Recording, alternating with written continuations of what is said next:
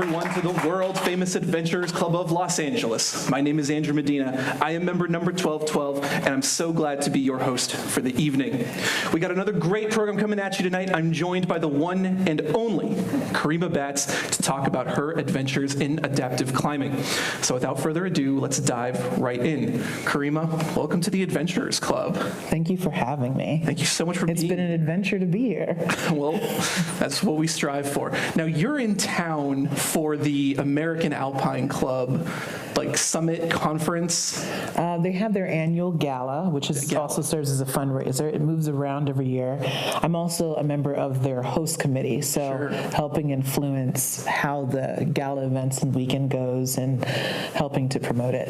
That's interesting. What is that? What is that gala like? I just picture it's a bunch of people climbing around a hotel room. So close. Yeah. I mean, it's actually 3 or 4 days of events. So, for instance, there's an event tonight. There's an event tomorrow at a climbing gym, which is their send-in social, which is open to non-members and non-ticket holders. Mm-hmm. And then the Saturday is the actual gala where everybody gets dressed up in the best adventurous style of being dressed up that they know how to be. Okay. So it's a mixed bag gala. You might see some climbing guides and button-down shirts actually tucked in, and then you might also see a cocktail dress. You just don't know. It's not just the Arc'teryx and the No. Actually, no. They're literally try. Incredible. Well, if you want to see that, it's this Saturday. You know where it is. So, Kareemah, you have had an incredible journey in your life. So, I want to sort of talk through your life, and then I kind of want to talk about the big projects you've got going on right now. Mm-hmm. So, you're a New York native. Yes, absolutely. The first jungle. Sure. The most savage jungle, some would say. And I know I have to do this for New York people in the audience. Brooklyn, anyone represent? Yes. All right. And what area of Brooklyn are you from? I grew up in Flatbush, Brooklyn. I currently live in Williamsburg, Brooklyn on the East River. Oh, sure. Okay. Yeah. Okay. And so early in your life, did you have much of a climbing background? No, not at all. I mean, besides trees, my family did a lot of camping. Okay. My pops, who raised me, was a huge fisher, mm-hmm. and literally would follow the seasons around the United States to wherever the fishing spot was, mm-hmm. for that season of the year, and that was my first outdoor experiences. Okay. Yeah. And do you still fish? I have a fishing rod, and I do live on the East River, mm-hmm. And there are actually a lot of sports fishing gets done where I live, actually. Right. Yes, yeah. Bass, and so if I can't sleep at night, you mm-hmm. might see me out there at 3 or 4 o'clock in the morning. Yeah. Okay. Oh my gosh, that's a secret. No one knows that. No one will tell. It's a very exclusive thing. I've never told anybody. Well, that's a bit of a trend with you, isn't it? You aren't always the most communicative about where you're going and what you're doing. Isn't that right? Wow, geez, how did you figure that out? He's really done his research. I like to what I call latergram, unless it's something I need to promote for the community. And why is that? I find that I've been doing this professionally for over 12 years, and then recreationally for my whole life. And once your recreation becomes your job, you start to fall out of love with it, which is a really weird feeling to get. Yeah. And I had to find a way to make sure I still loved it, so I started to compartmentalize my experiences versus, is this the work thing or is this a community thing? Is it both? And how do I keep my boundaries around it so that my adventures and my experiences are pure? Right. And so, I guess, if you weren't a climber as a kid, where did that passion for climbing originate from? It really came from my amputation post-cancer. Okay. I was in a very deep, dark place. I was day drinking. I was living in the projects, or housing development, for those who don't know the term, mm-hmm. in East New York, Brooklyn, right. With my then fiance and his brother. Because I couldn't make it up the stairs of the apartment I had after I lost my leg, so I moved in with them. Mm-hmm. And I was just in a really dark place around my body image, what I can do, what was possible, and just kind of turned to just alcohol a lot, just really depressed. Sure. And I got a scholarship to Colorado Mountain School through a bunch of other young adult cancer survivors. I was in a young adult cancer survivor support group. And one of those people that I was visiting during treatment told me about this great kayaking experience. And there's this young adult cancer program that gets you outside, and because she looks so good, she was shining from the inside out, even though she was in the middle of treatment. And I was like, oh, I wanted to feel like her. Right. And she gave me the information. She said they had scholarships, because obviously I was below the poverty level. And so they actually paid for the flight. I just had to get like doctors to sign off that I can do these things. And they put you in a house, they feed you. I didn't have to pay for anything. And I just got obsessed with the feeling that I got from that, both community-wise, but also physically, because everything felt very restrictive up until that point. Yeah. And yes, and actually, thank you, Phoebe. We do have a video for you. And so before we go much further, would you like to play that now? Sure. All right, let's do it.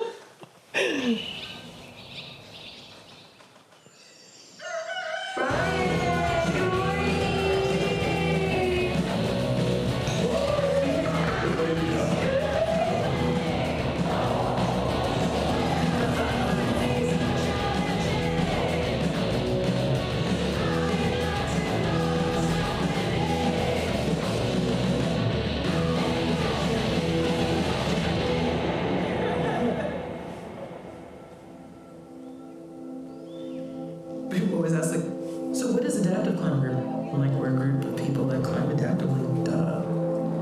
I'm a very literal person. I was part of a group of young adult cancer survivors. Oh wait, let me do my jaw clap. It's you. It's me. I had become amputated due to my cancer treatment.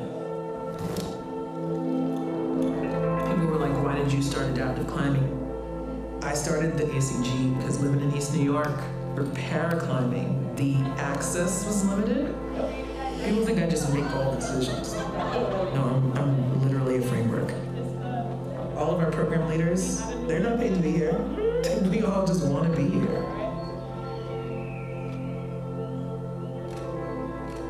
Climbing focuses you on yourself. You can't focus on external things. It's impossible. I climb to conquer my own fear. I'm leveraging this experience of my own disability as a source of motivation. It makes me feel more powerful than anything in the entire world. Feeling like you know what you're doing, your body just keeps moving up.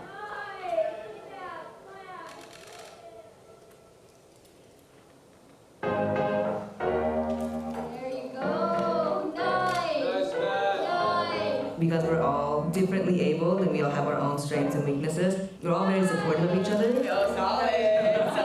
Growing up in Iowa, I was super secluded, not diverse, I felt alone and alienated. And becoming a part of this adaptive community has expanded my life in so many realms, because it's not always accessible.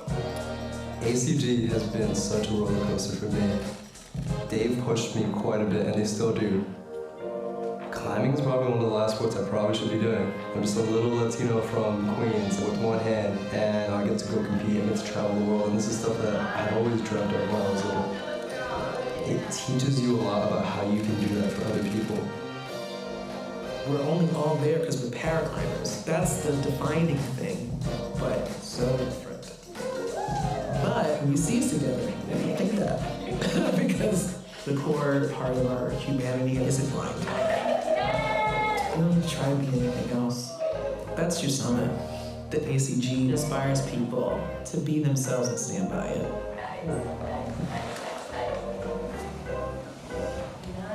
Those are like a lot of my favorite people.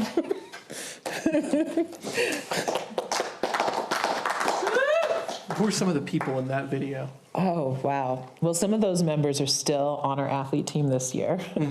The Latino from Queens got signed to Adidas as the first paraclimber on the global climbing team just like about a year ago. It's one of my favorite accomplishments to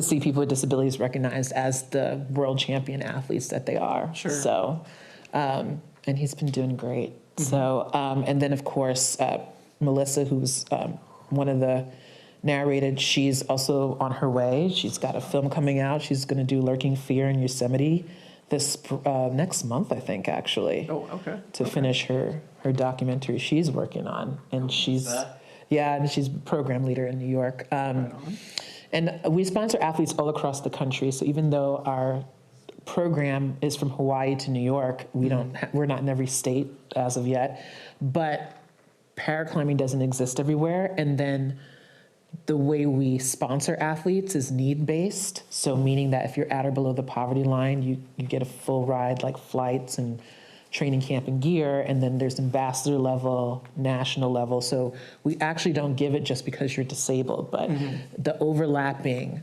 socioeconomic and cultural things that also exist between all of those people.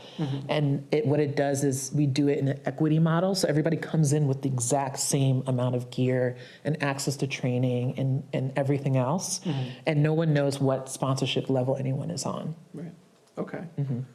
So it really is like a community, and I think that was one of the common threads I noticed looking through your life and your resume between, college at Hunter, before then, after then, like the adaptive climbing group, like even like in your cancer treatment and like, the groups that you just alluded to with like the other patients, like community has always been central to your mission. And so can you talk about that a bit?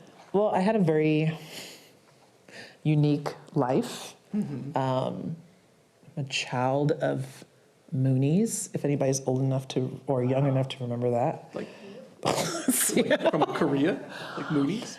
So my mother suffered some mental illness too and disappeared for a few years. And my birth was very interesting. So I was born in Manhattan Hospital. And the day I was born, April 23rd, 2 days before today, actually. Oh, so your birthday week. Yeah, it's my birthday week.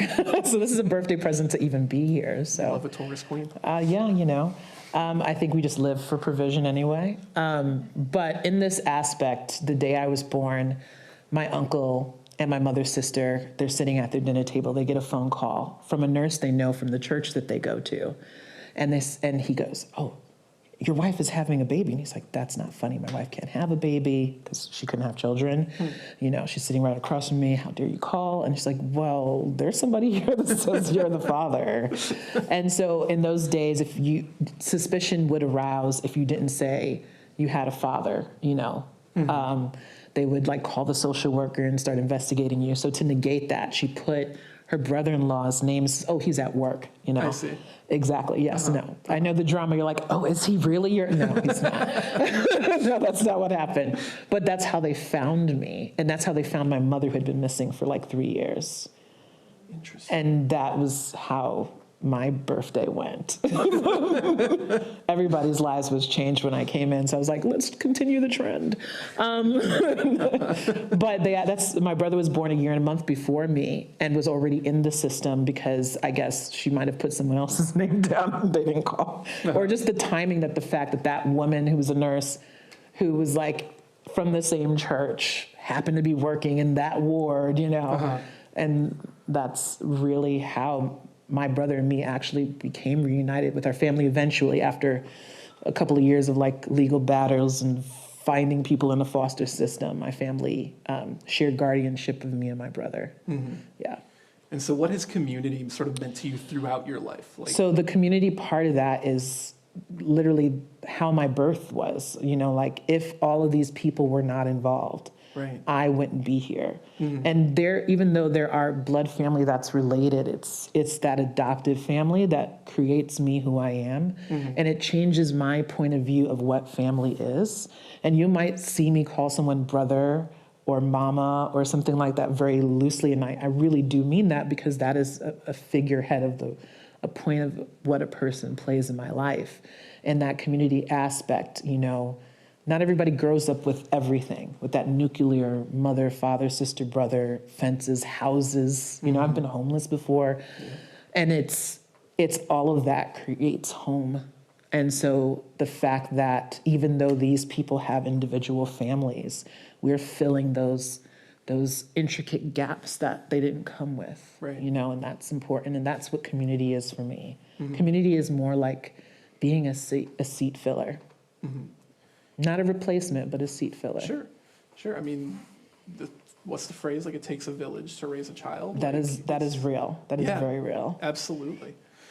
And so, okay, so coming back a little bit to sort of the growing passion with climbing. So you found climbing, you developed this love for it. How did you then go from, someone who had never climbed before to being so involved with so many groups and organizations and on the board of so many things and starting, the adaptive climbing group? Accident, like selfishness. Ain't that how it always is? Just the typical things. I'm a human being. I was working at an outdoor store called Eastern Mountain Sports. Sure. They still have an online store, but no physical stores in New York anymore. Yeah.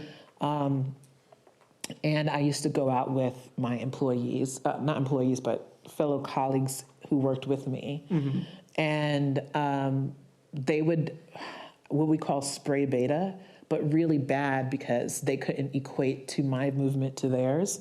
And I would get really frustrated and annoyed. Right. And I started to look to see if there was like anybody else like me, and then my physical therapist gave me a video of a guy who's now a longtime friend who had just, shot a video with like him climbing outdoors, like bouldering. And I found him on Facebook and I was like tracking him down. I was like, yo, what are you doing? And apparently there was an Amputee Coalition National Conference in, was it Burbank, I think, that happened that year. And I met him and I convinced a bunch of other people to come and try this like mobile climbing wall to tell people like this climbing thing is great. It's full body sport. It's better than physical therapy, which sucks. Someone's going to ask you to squeeze a ball or stretch a band. Yeah. It's way more fun. And I saw everybody in my team's face light up. And I was just like, oh my gosh, they're getting the same feeling I'm getting. I was like, we got to do something about this. So I actually went back home to my gym in New York. And I approached the manager because I worked in marketing and sales before then. So I think that's what I do in this sport. If you ask me if it was my job, it's just like basically selling everybody's wants and needs and ideas and trying to marry everybody together. It's mostly what I do. And I said, hey, have you ever done this before? This is why you should do it. This is why it's great. What's your membership retention like? I know I can sell family memberships. Wouldn't it be great if everyone can climb and then you'd sell those family memberships you can't sell? I was like working every angle I possibly could and got us 2 free climbing days, which started what is now Adaptive Climbing Group. And even now, we still climb every single Thursday in New York City since March 15th, 2012. So are they back climbing right now? Yeah, actually, yeah. I mean, everybody is still climbing. Most people are still climbing that started with us, which is interesting. Some of the people in the pictures, actually, are still climbing. Sure. So let's run through some of these pictures because I know there were definitely some things in here that you wanted to talk about. So what's going on in these pictures, in this picture right here? So this photo is very epic. So this is the first ever USA Climbing sanctioned paraclimbing competition. It was just 7 of us in Colorado Springs, Colorado. I would say 3 of those people in the middle of the picture, which would be Craig DiMartino, Ronnie Dixon, and Corey Ramos, are still climbing and or competing or leading some sort of climbing program to this day nationally. Craig DiMartino is the program manager of Adaptive Adventures, which works most primarily with veterans. Gotcha. Ronnie Dixon is a prosthetist in Chattanooga, Tennessee, an Evolve athlete, and one of the leaders of Adaptive Climbers Fest and is up for award this weekend, the award that I won last year, which is kind of fun. So last year you won Changemaker. I did. I was the first change maker. They made an award for me. It's kind of, I say that because like, I'm not going to get Climb of the Year. You know, like I'm not going to get, you know, I'm not Full Circle Everest. I'm not like, you know, I'm not Alex Honnold. So I'm never going to get any of those. And I think the climbing community is starting to recognize that there's other people in the climbing community that creates space and facilitates people to be the professional climbers, right? Would there be a signed climbing athlete? Would there be a climbing prosthetic foot? Would there be a USA paraclimbing team if there was someone or some people back there creating space for that to exist, right? And so it's nice to know that those sort of people are being recognized now. That's why someone said, because I was on a podcast last summer with Alex Honnold, and he was like, oh, so you got this award? I was like, yeah, well, they had to make something up for me to get an award. So that's what I said it was. But obviously it's more than that. I joke a lot. And so, yeah, this was the first ever paraclimbing competition. There was only 7 of us. We actually got medals, which, you know, on paper makes me the first female paraclimber to ever compete in a USA climbing competition. But it sparked our interest that we went back and we got more people. And the platform now, I think this past nationals in March, had I think about 150 competitors. Wow. Yeah. Full 34-person US team is going to World Cups in 2 weeks. So That's great. Well, best of luck to them. yeah. And then what's going on here? This is me back in those Eastern Mountain Sports days in the lean-to in Harriman State Park, camping and cutting up. And these are my favorite moments because I think when I look at this picture, it reminds me to take time to do these things because we talked about like when your passion becomes your work and you're like, when's the last time you climbed? When's the last time you camped? When's the last time? Oh, I just sat in a laptop 5 hours to help like 6 different groups do that. But when did I do that? You know, so this is an important thing because it's like an origin story photo for me. Yeah. You know, to remind myself to take these moments to have a messy lean-to. And hang your wet clothes up from hiking 6 miles, you know? And how much of it, so when I first heard that you did this, like you would lay Graham like that, I assumed it was because, you know, if you told people where you were going to be, throngs of screaming fans were going to show up. No, they would just all want something. Like they all want, and it's a plus and a minus, right? It's kind of like I do want to help everybody, and I have a problem saying no sometimes, and so I have to set boundaries for my own issues of, you know, seeing like what they call a damsel in distress, you know, a white flag in the distance. You know, like I was like, oh, maybe I should see if they're okay. You know, like that'll be me. I'll be that person in the scary movie that runs over to see what's happening over there. You'll run back into the house. I'll run back in the house because I heard somebody. That'll definitely be me for sure. So how do you sort of, you know, from a safety perspective, how do you, you know, if you're doing these sort of climbs and things on your own that are dangerous, how do you sort of compensate in terms of preparation and safety? Well, I definitely do a lot of solo hike and camping on my own. Yeah. I've done bouldering once or twice on my own to areas that I know, like the Khadijah area, up, you know, near me, because I have a car now since 2020. So I've done these things where I will like just feel like out of my head. And I'll just keep driving. I take Zoom calls and I'll go to the next campsite. I'll camp there and I'll just like do this southeast tour and then circle back up through Shenandoah and then come back up to New York. And no one would have ever known that I've done it. They just like, no, I was on the call. I got the work done. And I'm like, okay, I'll have to drive into town to get a signal. And I'll come back and build a fire. And I'm just like, and that's kind of how it goes. Now, where is this? Oh, so over here, this is El Dorado Canyon. This was my first ever multi-pitch. This is what I did in 2011. Okay. And this was the Bastille that's right over the river. Gotcha. Okay, so like, how would you rate that in terms of difficulty? I mean, it would probably not be difficult. I think it's probably 4 pitches of like 5-8, maybe. But it was difficult for me because remember, I was literally 2 weeks into climbing. That was it, 2 weeks? Oh, Yeah, wow. so Okay. you went to Colorado Mountain School and you were like crash course, like learn to belay, learn to Yeah. So it was just like every day it was like boom, boom, boom. Like no one learns like that now. I realize how weird that was now.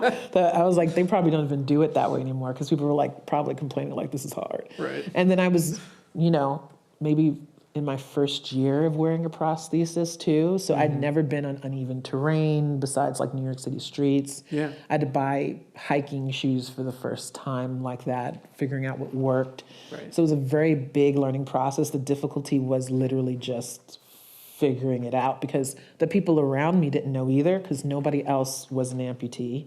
Really? Okay. Yeah, so it was a young adult cancer survivor group. Yeah. There was one other disabled person who was visually impaired. Gotcha. Okay. And then me. And then 12 other people were like able-bodied cancer survivors, Right. young adults. Yeah. So their mobility wasn't impaired or didn't have to think about movement the same way I did. Okay. And so this is before I knew there was like a climbing prosthesis or anything, learning how to maneuver my leg or control my body weight in a harness versus like dead weight versus muscle movable weight. So I feel like it felt so much harder. I'm sure if I went back there, I'd be like just walk cruising, up. like just cruising. Yeah. And so you never climbed without a prosthetic. I did at one point, but only because it wasn't fitting and I had to train for competition. This was when I was still competing.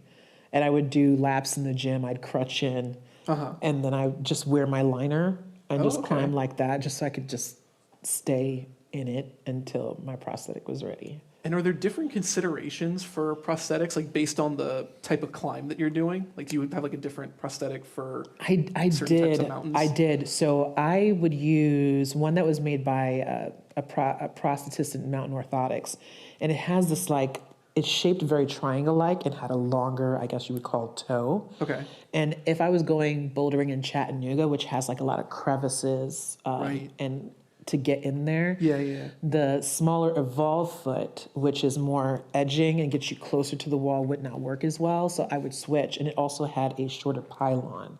So that means that I would have like kind of just a higher foot, And how when is that climbing. helpful? Well, just because of my range of motion, I don't have an ankle. Right. And then when you're wearing a prosthetic, you're about 90 degrees, unless you can work with someone who can carefully take the back out so you can get more bend in the knee without a painful pulling sensation, Right. which comes with trying to go against the grain, I guess is what you call it. And then everybody's different because, I'm girthy, but I have like really good hip flexors. So it makes up for it. Sure. And so where is, because I feel like this is somewhere like in the Chattanooga area. 'Cause Actually, it feels this is actually in the Gunks. This is actually, the reason why this is here is my favorite easy climb. If I ever feel bad about how I'm doing during the day, I go to Filthy Chimney and I climb this because I love chimney climbs, by the way. It's where, if you're a plus size climber and you're like, man, where should I go? It's like, go to a chimney climb. You always feel good. Your body is everything. And if you're a chimney climb, you're just shimmying, you're pushing and you're off whipping and you're like, you look like and all the thin people are just struggling on the chimney. They can't get enough body in there. Right. So Yeah. it works out.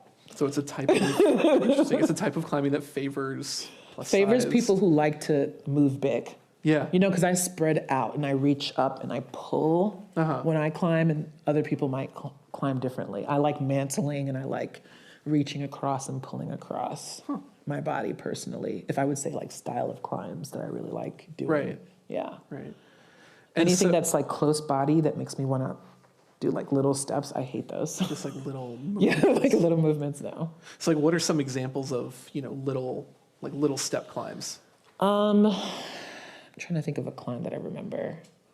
I guess when the holds are stacked on top of each other, Okay. kind of like ladder-like, Right. versus having more technical and reachy climbs, Interesting. I guess would be that. That's why I said I like chimneys, I like off-widths. I like climbs that allow me to like really spread myself out and challenge my body weight. Right. Yeah. Now, I like to lift things up and put things down. Now, one of the things that we talked about before the show was the sort of intersection of identity. You know, you were telling me that, you know, obviously you see yourself as black, you see yourself as a woman, and you see yourself as disabled. But you said that disabled, you see yourself as first. Why is that? Because that's what society sees first. Okay. It's because if I was a woman and I was always black, but as soon as I became disabled, it's you're the one-legged woman, you're the Right. one-legged person.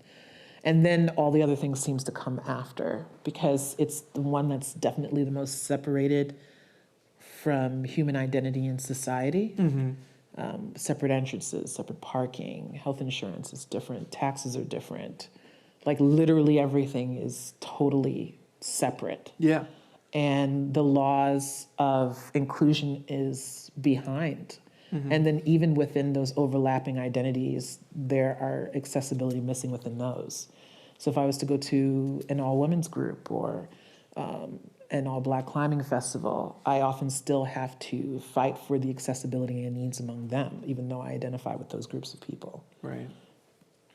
So, jumping back into the pictures, who is this group now? Oh, that's my crew. That's my New York climbing crew right there. What happens is one of the things that we do is the equitable model. So we take people from New York City and we drive them up to the gunks.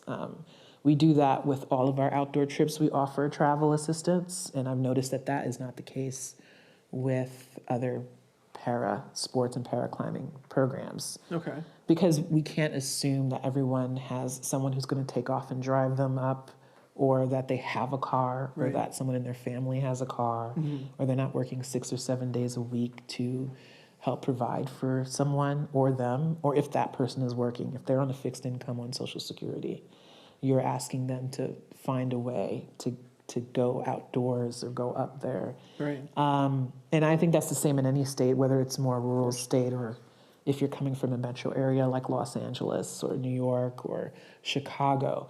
I think that just accounts for how we move through space. Also needs to be an account and offer that. So our trips are $25 donation because we're a nonprofit organization and volunteer run. That $25 donation is just to secure your spot because van is expensive. It's Right. New York. Yeah. And and I drive this 15-passenger van and I pick you all up and take you out of Queens or Brooklyn and we go outdoors for the day. We buy lunch, we buy snacks. We tell jokes, we sing songs, we do a day of climbing. I take you back into the city, drop you to the closest area that you need to get back home to. And so what are... Oh, We's out here. We's out here on this trail, yo. Good morning. What are you guys doing on Saturday? so I feel like a lot of the time, you know, I think that's a great video actually, because I feel like a lot of the time when you become more accomplished in a thing, you get to do that thing less. Oh yeah, this is my favorite part of the whole job. I spend 80% of my time behind the computer, and I try to schedule. So I'm like, make the outdoor trips. I missed Michigan Ice Fest this year. I was so pissed, but they didn't get much ice anyways. They didn't have a good season. Well, okay. Because so I'm glad you've brought this up because I want to talk to you about ice climbing and how did that evolution happen first of all, from just regular rock climbing to now ice climbing. So I'm community driven, which means if enough people say they want to do something, I'm like, oh, I guess I got to find a way to make that happen. You gotta do it. Yeah, I had no interest in ice climbing, absolutely none. I think it was not until like after the second year I was like, oh, the thing keeps filling up. It must be something. I actually have to show up to one of these things. And so I did, and I was just like, oh my gosh, this is perfect for me. I am a lazy outdoor enthusiast. I always call myself the lazy lady, but people will say the opposite. But I think when people think of like professional climbers, they're thinking of, you know, less body fat, less boobs in the way and whatever. Right. And so I like, this is mine because I love creating things, and ice climbing means every hold is on. So wherever my axe is, wherever my foot is on. And it also fuels my aggressive nature as well. So You get to like And smack the hello, ice, drive it in. the body weight, I'm warmer than everybody out there. That's a good point. Yeah. You know, I was like, oh my gosh, I need to go and tell all of the other chubby people that we all need to go ice climbing together.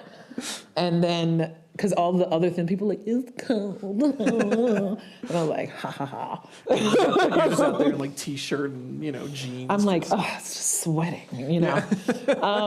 I also rub myself down with shea butter, also an insulator. That's like my outdoor trick, by the way. I carry raw shea butter everywhere I go. Oh, interesting. Yeah. Okay. What does that do? So think about it this way. Raw shea butter, when it's heat up, it turns into an oil. Right. And it also has a vitamin E emollient, so it's Yes. great for sun. So if you're getting mountain sun or if you're getting rays from outside, it also acts as a sunscreen. So then I put it on, you know, lather myself down. I shower the night before because you can't shower the day of because you're like, oh my gosh, my pores are open, I'm going to be freezing. Yeah. So you cover it up with raw shea butter. When you get outside to get cold, it actually hardens back up, right? And only warms up when the body heat comes. So it just actually acts as an insulator the whole time. Yeah. The more you know. Well, you know. Yeah. You know, fat girl knows something. They know something. Yeah, it really kept me warm. I think the one I really felt it was I was in Montana, Highlight Dome. We did a outdoor inclusion project. My friend Voss, who's on the North Face team, is a skier, but he held like a ice climbing thing. And then who else was there? Yeah, Conrad Anker was there too. Okay. And he's cool. Yeah. He's a cool dude, actually. He does cool things. He does cool things. He's very helpful. He didn't understand why I was out of breath. I was like, it's because I'm fat. I'm fine. I'm stopping because I need to stop eventually. I will get there, just to there. But also the elevation, because I have lung damage from cancer. A lot of my disabilities are invisible. So we start at 7,000 elevation when you're there. And then you're hiking about 2 miles up into the canyon. And it had just had fresh snowfall and then the cold air. So I was like not breathing very well. Right. So if you're wondering if the fat girl would ever do Everest because she can stay warm, the answer is no, because elevation. But You need to breathe. yeah, I need to breathe. And so that, you know, takes me longer. And then when I get there, I catch my breath and I ice climb. And then you just kill it. Yeah. But so like what, do you use a different prosthetic for ice climbing now? Now, there are amputees who do, and I was trying to get one. And it's what it does is they take a crampon and then a steel plate and then the pylon. And then I also found out this past winter that I didn't need to do this. So here's the kicker. All right. Pro tip for everyone out there. Pro tip for those who can't get someone to make them a climbing prosthetic, because that's even not a readily available thing and definitely not covered by insurance. So you got to get a sponsor. So what I did was I took a winter hiking boot and put the walking crampon on the prosthetic side, and then put the actual Sportiva ice climbing boot on the right side with an actual like climbing crampon. Because technically this is a kickstand. Right? So I'm placing, but I'm not really kicking it and using it as much. Yeah. And so what I was having a problem was feeling connected, because a lot of the boots can be heavy, especially if you're getting like the rentals or something. Sure. And it's like the prosthetic, you're disconnected. Then you're putting a boot. Then you're putting a crampon on. Now you want me to kick it and see if it stays there. And I don't know if it's going to stay there because I can't feel anything, because I can't stand on it because it's ice, not rock. Yeah. And so I found out that I had better placement doing it that way. And I did it just this past March, into February, in the Adirondack Mountains, and had the best time. Okay. Yeah. Yeah. Okay. Really smooth moving. And then have you also had to get into like other winter sports to do ice climbing? Like have you had to do any skiing to get to these locations, or? No, I have never had to do that. Would you? But I've butt skied down. If you're asking like, are plus size climbers having all the fun? The answer is yes. Because y'all like, oh, I have to. I was like, no, I just pop in and just skid down. Use my lucky poles and just skid down. That's what I did if it's steep enough. Sure. I did some snowboarding in Revelstoke in December. Did that. Okay. Had nothing to do with climbing though, but I did It's that. just for funsies. It's for funsies. And a little snowshoeing. I love snowshoeing. Really? Okay. Yeah. Is there a different prosthetic for that? No, you just wear snowshoes, dude. That's also good because they're super light. And as a chubby girl, you're light too. You're walking on top of the snow. You're not in it. So what is going on in this slide here? So this is one of our newer climbers from the Bronx. And hold that against she has, I'm trying not to hold it against her, Brooklyn Bronx, I mean, they made hip hop, so it's okay. That's fair. But Dana, she's one of our newer climbers. She has MS. And she came to us last summer. And she fell in love with what it helped her with her body, slowing down the symptoms, easing the pain. We get a lot of Parkinson's and MS folks that get into climbing, 70, 72, 79. Ice climbing or just regular? Just climbing. Just climbing. But then they get obsessed and they want to do all the things. So she did rock climbing with us. And then we convinced her to go ice climbing with us. And so this is her first time wearing crampons and walking across a frozen lake in the Attic Mountains about, I would say just 2 months ago this happened. Okay. And then helping her is Vicky, just making sure she keeps her balance because it was her first time. Right. And just walking to the wall where we're gonna go climbing. And I've found this to be very important because I think people need to see people like Dana. Like, she's an amazing woman, really. And it inspired her to actually go back to teaching yoga because she was a really big yogi before the MS started to impair her more physically. Right. And so we set up an adaptive yoga class for her to teach at a local climbing gym about 2 weeks after that. Great. And now she's just like gung-ho. Yeah. Well, I feel like, how common is that where people start by climbing, but then they go back to, things that they did sort of before, or sort of they branch out into sort of other things that they, how much do you see people doing things that either they never thought they could or expanding even from climbing? All of that. I think one of the things about the climbing community is it's a full body sport, but it's also a full people kind of thing. There's a lot of trust in there. Sure. There's a lot of just really being brave, and then you're getting inspired by other people's bravery. Yeah. And it just kind of leaks into the rest of your life. So in the realm of relying on other people, what's going on in this picture here? So this is a seated harness system, Misty Mountain out of North Carolina, which makes a lot of climbing systems. Okay. And they do also obstacle course, but also regular climbing harness systems for mountaineers. They got into adaptive systems.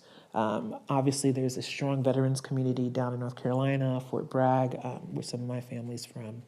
And they made these adaptive systems conjoined with another paraclimber who did, I think, Yosemite in 1989 named Mark Wellman. And so this is called an arc harness. And we took the arc harness outdoors with for a paraplegic climber to be able to climb the same wall we were climbing, but in a different way. So it's using, I guess it would say a capture and pulley system. Usually 3 to 1 is the average. Right. And so as you can see, he's pulling down on what an ascender jumped on. Sometimes we use using a static line versus a dynamic line. And we tend to put that over an overhanging wall so that they don't bang against the rock wall. Right. Fair. And so they get a serious workout. It's all triceps, core, whatever core you have to get up there. Right. Yeah, you can see the overhang here is pretty intense. But even, so how much of the community is, sort of children? A lot of it, actually. Yeah. I think more than anything, we serve children on the autism spectrum because it's a disability that you're born with that is diagnosed, fairly early around, preschool to kindergarten. And then cerebral palsy would also be in the top two. Right. And sometimes those are comorbidities, meaning that they happen at the same time. You can have somebody with developmental disability and autism spectrum and have cerebral palsy at the same time. Since cerebral palsy is a child having a stroke while in the womb before they're birthed. What is... Let's go, let's go. Yeah. No, you can't cram onto the road. This is in Massachusetts. Oh yeah, I recognize those woods. Hammond Pond in Massachusetts.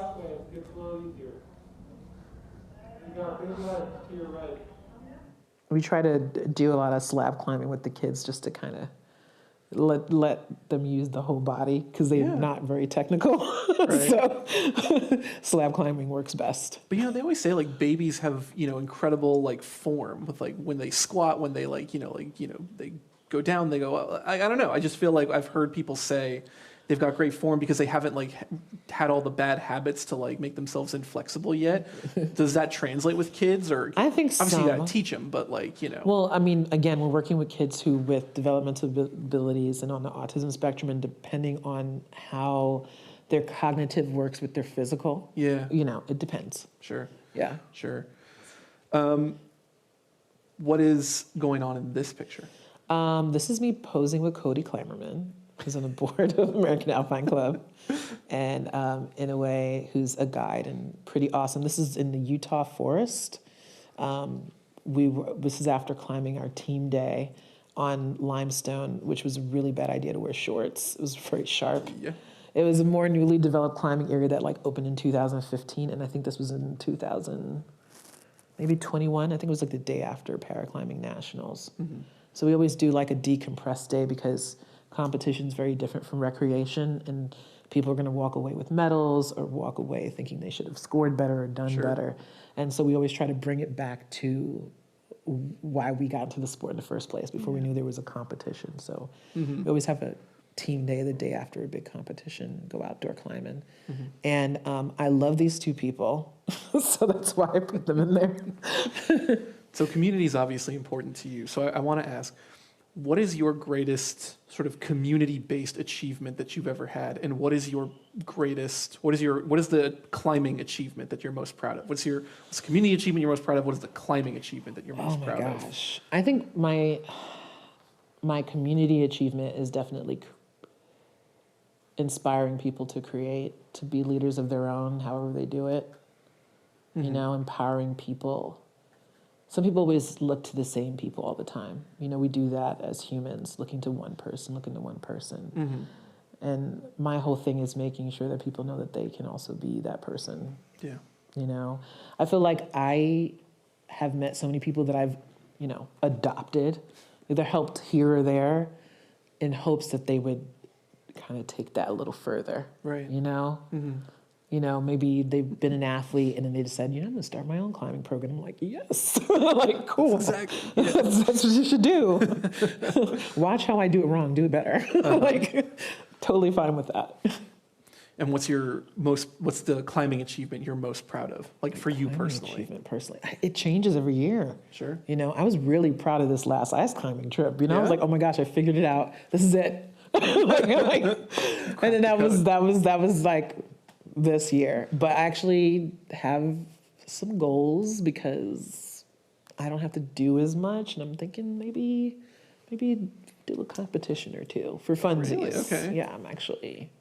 So, I think we've alluded to this a little bit, but I'm interested to hear your take on it. How do you sort of like? You help so many people, and like you've said yourself, like you're so much of a provider for others. You give them space, you give them like these opportunities. How do you sort of maintain your own health, like mentally, not well. physically? No, not very well. You Not well. Is anybody doing that well? I just want to know if. How do you balance that though? Keep good people around me to remind me to do it, because I'm never going to do it well myself. So. Yeah. Even my own athletes would be like, Kareemah, did you eat? Like, did you eat anything? Because you were just running for like 6 hours around, Right. I actually have athletes that I take care of that reminds me to eat a meal. So That's kind of funny, right? Or just friends that work in the industry that remind me to go out and just have a good time. You know, I think that's really important. You know, there's this sense of guilt you feel when you become more forefront or more of an advocate. Every time you walk in the gym, someone wants to see you climb and they want to take a picture of you climbing, and like they want you to do something. I had stopped, like I was like, I'm not climbing at any of our events, and not, you know, like I was like, because I didn't want to be a showcase. I didn't want to be that sort of thing or being judged how well or not well I'm doing this time around, or how far I got or how far I did get, you know. And so that part of my mental health, like arguing, like it's totally okay if my Instagram is nothing but cute clothes and food. Like it doesn't have to be every climbing adventure I've ever had, you know.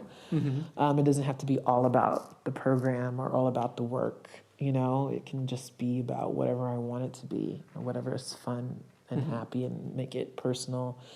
And I think in this world where as soon as you become public, you're a brand, that's a really hard thing to do.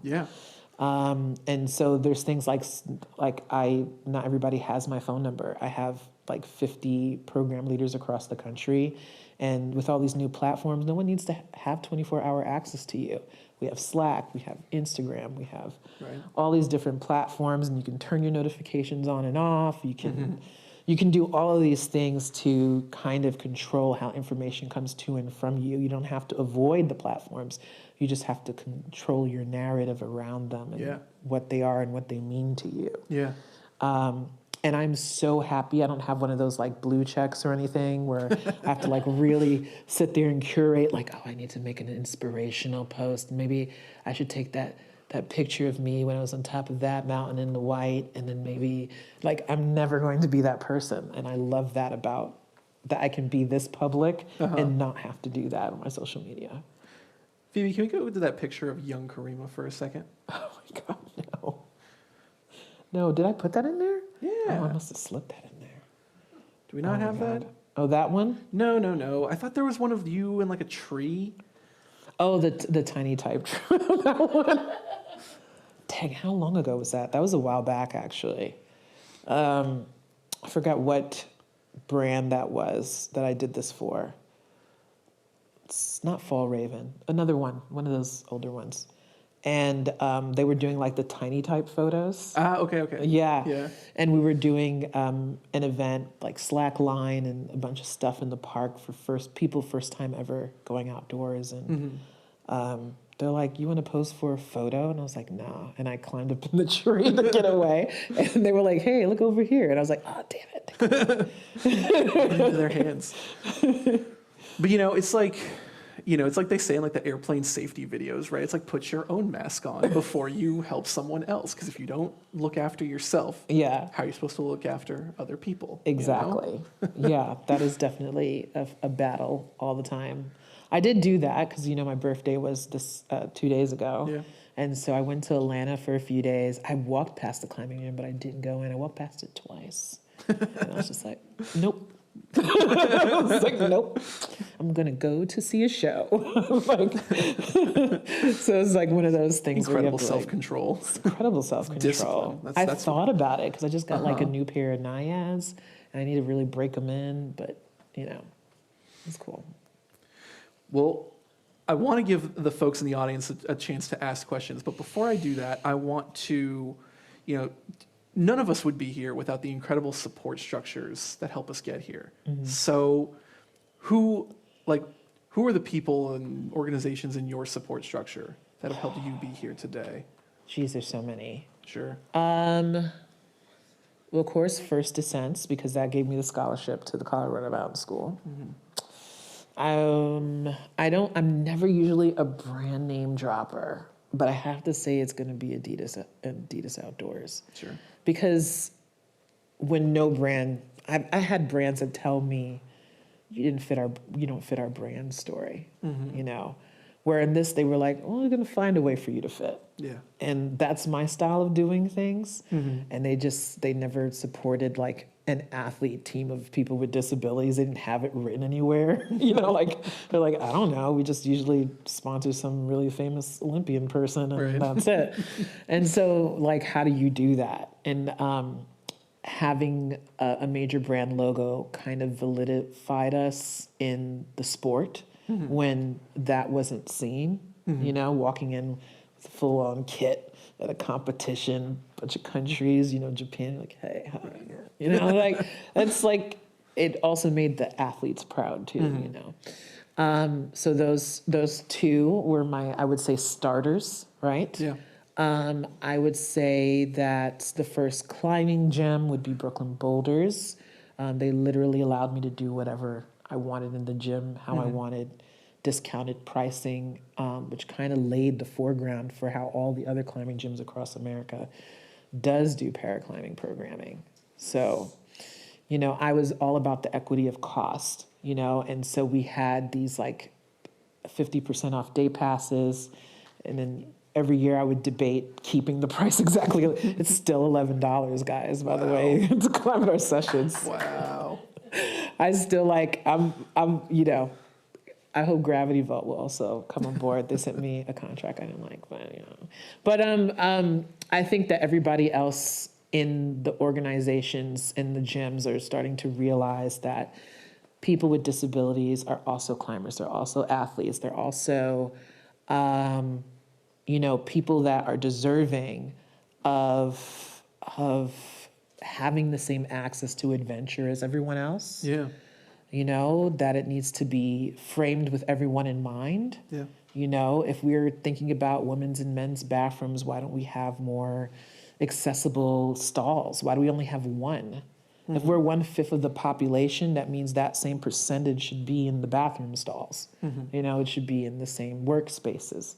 You should at least have that much same coverage to that portion of humanity. Sure. And then one final question. I just want to give you an opportunity to shout out some of your upcoming projects and tell the people what you've got going on in your life. Upcoming projects. Yeah. Well, looking for more board members of Adaptive Climbing Group if you'd like to join. Okay. That's one. I have a new job. I start in 4 days. Congratulations. And that's the director of programs for the... Appalachian Mountain Club. Appalachian Mountain I'm Club. the new director of programs for the Congratulations. Appalachian Mountain Club. I know. I'm saying that out loud for the first time. This is exclusive, guys. This is not on my LinkedIn yet. Okay. This is the scoop, y'all. This is the exclusive Adventurers Club of Los Angeles scoop. Maybe a couple of like 1 or 2 Zoom calls where I'm like, I can't make it actually. I got this thing to do. Shh, is this recorded? This one is recorded, so now everybody knows. Everyone knows? You're the first to know. Get that money, girl. Well, congratulations. And, we wish you the best of luck, and we hope you can come back very soon. But I want to give the folks in the audience a chance to ask questions. So raise your hand. We'll bring the mic around to you. I'm going to kick things off here. Sure. Lance Miller, 1222. How did your view of yourself change when you find all of a sudden you're in the situation, you're handicapped, and then you're doing these things. How did you view yourself differently? Well, I'm not handicapped. That's for golf. So that's number one. Number two, I became a person with a disability. And I think my view of myself changed a lot, especially as a woman. I think women in general, we tend to be really hard on our bodies or how we view our bodies.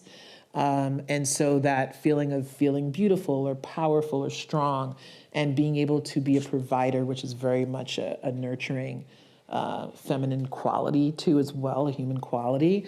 I think that that's something I evolved in through coming through the sport of climbing, showing that I had a place in it, showing that I can be of service or that I can be strong, that I am triumphant, that I can be an athlete. That's how it helped me a lot. Thank you. Who's got a question?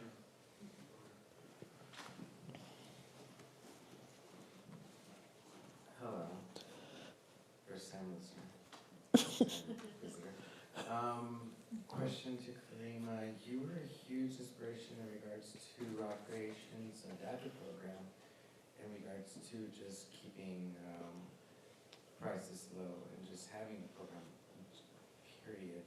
What would you suggest to any other gyms / program managers in regards to creating their own adaptive program? What would you suggest would be the best way to start? Okay, so there's two things that you have to ask yourself. One, are you using a nonprofit as a liaison, or are you doing it as a for-profit gym first? And one of the biggest fears that gyms have is insurance and liability right now, because right now they're fighting laws around whether or not climbing gyms are considered a playground. I think they're considering them amusement parks, so the insurance is different instead of like an Olympic sport like it is. And so nonprofits like ours become the liaison on the legalities, right? Determining who is and who isn't a person with a disability who gets that discount, and having that registration, that funnel flow through for that. So that's one way of looking at it. And then we're also reducing the amount of staff hours that they have to pay a staff member to actually provide this extra help that's needed, because it's volunteer run and community run by its members anyway. So it keeps it sustainable. So that's the advice on that you get your return on your investment by reducing the cost. Then those volunteers decide to buy full memberships because they're more invested in something that they're in.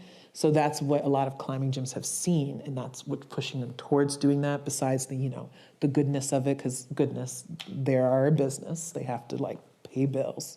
The second aspect is if you're going on it as a climbing gym company, by yourself, you have to decide whether or not you are going to pay an adaptive program manager an actual salary, because it is an actual job and it is an actual specialty, just like a climbing wall instructor or a kids coach. And then you have to make sure you have that investment around it. I would research county grants in states around accessibility and funding that would help provide access to help reduce the cost that would come with that cost of employee as a business. So for instance, if you want to make changes to your facility to be accessible because it wasn't, certain counties and states, depending on where you are, because we are the United States, so our laws are all different everywhere around everything. So you have to do that research to find out if there is funding to put the ramp in. Will it come out of you, or, before saying no, do your research first is my advice. Alan Pelsington, I'm curious how competition works. Is it based on time? Is it based on difficulty? When you're competing, how does a climbing competition measure who wins and who doesn't? All of the above. So there are factors, there are points. So, how many holds you get up. And then also, in the end, it would come back down to time. And that's because of the fact that someone could finish the route too. And if they both finish the route, but maybe someone finishes it quicker, that could also, change the aspect of that. Does that make sense to you? So we don't do speed climbing, if you're wondering if that's one of the disciplines. Everything is on top rope for climbing competition. There are some local, regional, unofficial climbing competitions that are bouldering, but not every person with a disability can boulder. So on the form of equity, everything's done on lead rope. I'm going to give you one more question. Do you see a potential for a program with a person with disability that you have this disability, now you're going to go do this program so that you sort of overcome the disability and realize that what you can accomplish without it? Do you see that there's some component in the path that a person would have? Well, I don't think of it as overcoming anything. I think it's about accepting who you are and finding the power in it. So the person is able. I just think that climbing just became a catalyst for invigorating or enforcing that belief. And every path is completely different, how I grew up and what was surrounding me at the time, and my own personal way I react to becoming a person with a disability versus someone who's born with a disability and has also traveled through life. Mm-hmm. Their aspect and their perception around it may have a certain PTSD or even a trauma around dealing with spaces that are able-bodied focused. All right, well, thank you, Kareemah, so much for joining us tonight. Thank you to all the folks in the audience. And for the folks at home, if you like what you saw here tonight, please consider subscribing to the channel and liking the video. It helps us out a ton. And if you're in LA, why not come on by? We do this every single Thursday, and you can meet our amazing speakers in person and ask your questions from our live audience. That's going to do it for us here at the Adventurers Club. Thank you so much for joining us, and we'll see you next time off the beaten path. Good night.